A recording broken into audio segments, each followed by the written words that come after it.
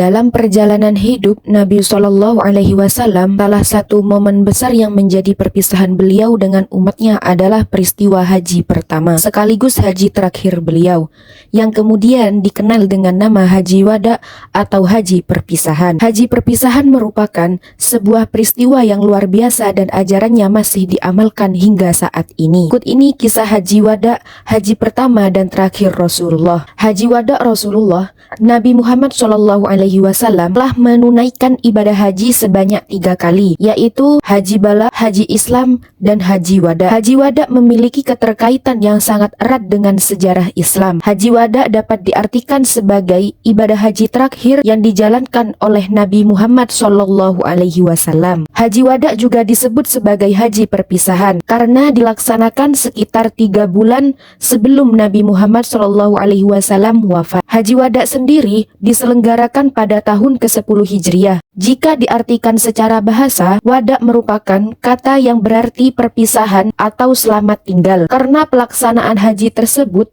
merupakan pelaksanaan haji terakhir dengan Nabi Muhammad, maka haji tersebut dinamakan sebagai Haji Wada atau haji perpisahan. Nabi Muhammad Shallallahu Alaihi Wasallam melaksanakan Haji Wada pada tahun ke-10 Hijriah dan menyeru kepada seluruh kaum muslimin untuk bergabung dengannya agar mengetahui tata cara pelaksanaan ibadah Haji Wada secara benar sesuai petunjuknya. Beliau ditemani oleh istri-istrinya dan putrinya Fatimah. Para pengikut tersebut terdiri dari penduduk Madinah, kaum muhajirin, para sahabat, serta suku-suku Arab yang datang ke Madinah. Rasulullah mengenakan pakaian ihram, yaitu pakaian yang terdiri dari 2 lembar kain putih tanpa jahitan yang dikenakan oleh jamaah di Zulhulaifah. Perjalanan Haji Wada Rasulullah dimulai ketika Nabi Muhammad Shallallahu Alaihi Wasallam berangkat menunaikan ibadah haji. Beliau berangkat bersama istri-istrinya pada akhir tahun ke-10 Hijriah, tepatnya pada tanggal 25 Zulqa'dah. Rasulullah berangkat dari Madinah setelah melaksanakan sholat zuhur. Keberangkatan beliau diikuti oleh sekitar 90.000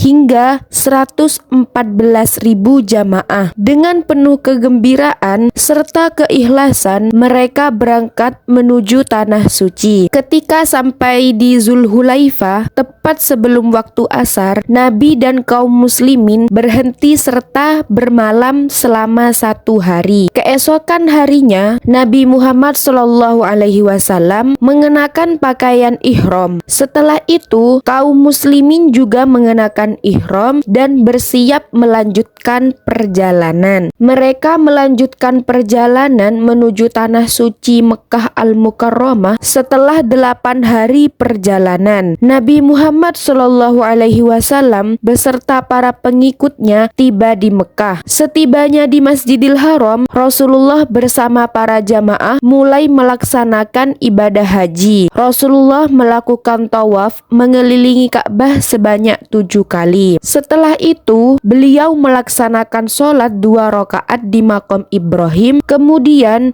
Nabi menuju ke Bukit Shafa dan Marwah untuk melaksanakan sa'i. Setelah selesai, Nabi memerintahkan para sahabat dan pengikutnya yang tidak membawa hadi atau hewan kurban agar menjadikan ihram hajinya itu sebagai umroh, yaitu dengan melakukan tawaf, sa'i, dan tahallul. Namun jika membawa hewan kurban, tidak dianjurkan untuk bertahallul. Tahallul dilakukan dengan mencukur atau memendekkan rambut. Setelah itu, pada tanggal 8 Zulhijjah, Nabi Muhammad Shallallahu Alaihi Wasallam berangkat menuju Mina. Beliau bermalam di Mina. Setelah matahari terbit, Nabi Muhammad Shallallahu Alaihi Wasallam bersama rombongannya berangkat menuju Arafah. Pada tanggal 9 Zulhijjah di Arafah, Rasulullah Shallallahu Alaihi Wasallam menyampaikan khutbahnya. Peristiwa tersebut merupakan pelaksanaan haji pertama sekaligus terakhir bagi Nabi Muhammad SAW. Karena itu,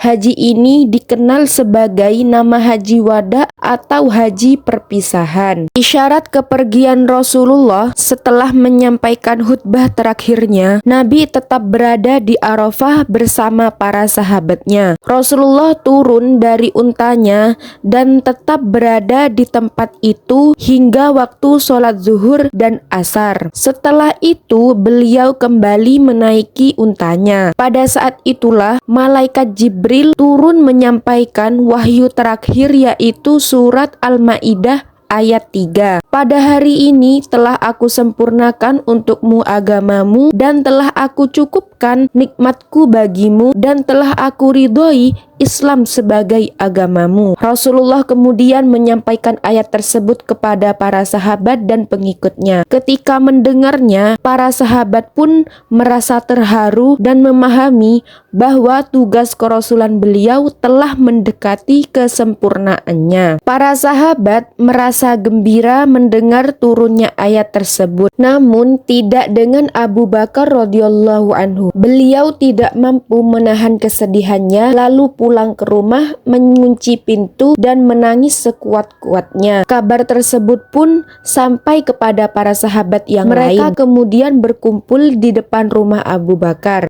Para sahabat menanyakan keadaan dan penyebab kesedihan Abu Bakar. Abu Bakar kemudian menjelaskan bahwa apabila suatu perkara telah sempurna, maka biasanya akan tampak tanda-tanda berakhirnya.